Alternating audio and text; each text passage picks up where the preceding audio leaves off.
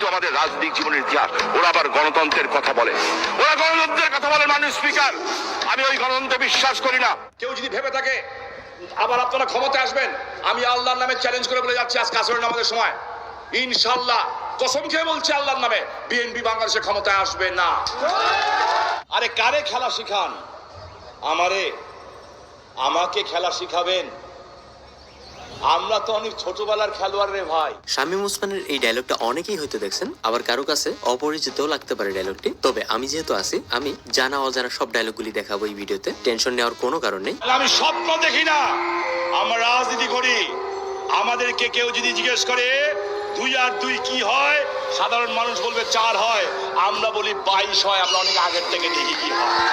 17 দিন আমি আমার এলাকায় ছিলাম, লুকায় না খোলা। 17 দিন শুধু নেত্রীকে জিজ্ঞেস করলাম, আপা গ্রেফতার হব?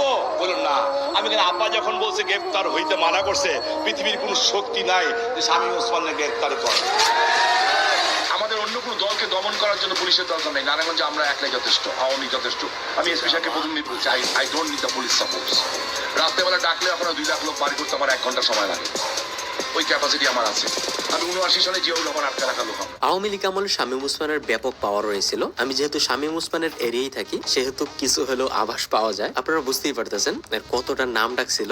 সোশ্যাল মিডিয়ায় আপনারা তার নাম ডাক অবশ্যই শুনছেন। বিএনপি নামে আমি কোনো দল চিনি না, বিএনপি কোনো রাজনৈতিক দল না, এটা একটা সন্ত্রাসী সংগঠন। আমি যদি আপনাদের মতো সাংবাদিক হতাম, তাহলে ওদের ছিঁড়ে ছাড়খাড় করে ফেলতাম। অ্যাকচুয়ালি আমি কাউকে আন্ডারস্টিমেট করি না।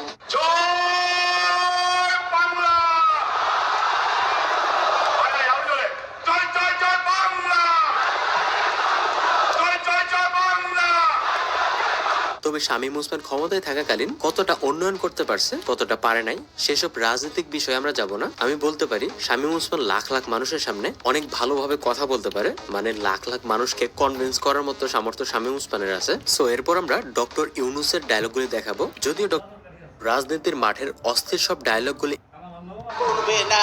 আনন্দ দেয়।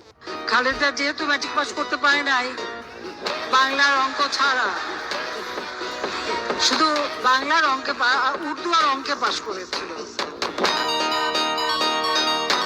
আমার স্পষ্ট কথা, এই মাটি আমাদের, আমরা দেশ স্বাধীন করেছি জাতির পিতার নেতৃত্বে।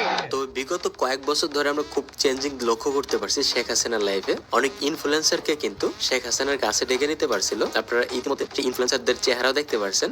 আসসালামু আলাইকুম। আপনারা কেন আসুন, দেখুন গব আসুননি তোর লাগে আর ফুটপুরে, তাই আমি আইছি। ও সাহস থাকলে আসে না কেন বাংলাদেশে? তো সাহস থাকলে বাংলাদেশে আসুক। জীবনের কোনো না কোনো সময়ে এর প্রায়শ্চিত্ত আপনাকে করতে হবে।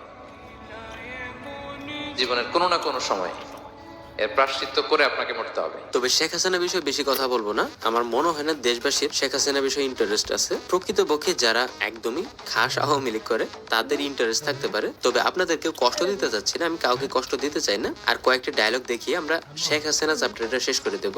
যা কথা দিয়েছিলাম আর না, অনেকবার হয়েছে। বসো, স্লোগান দিয়ে হবে না, ভোট দিয়ে হবে। বসো। মেঘ দেখে করিস নে ভয়, আড়ালে তার সূর্য হাসে। হারা মাথা নষ্ট লেভেলের 70 এটা 23,500, 18,500 টাকা দাম।